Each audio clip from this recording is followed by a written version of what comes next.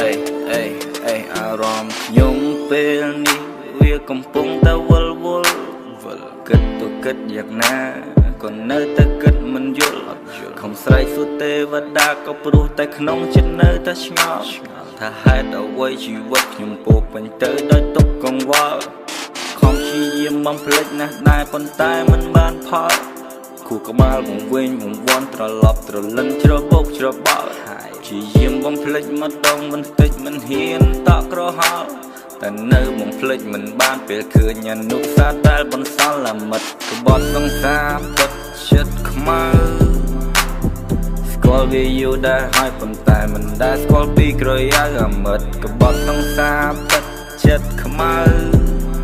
ខំទុកចិត្តហេតុអ្វីក៏ពិតធ្វើឲ្យបេះដូងខ្ញុំមានដំបៅចងចាំទាំងអស់រឿងកន្លងដែលបងធ្លាប់សាងជាមួយស្រីអូនជាអ្នកខុសបងអ្នក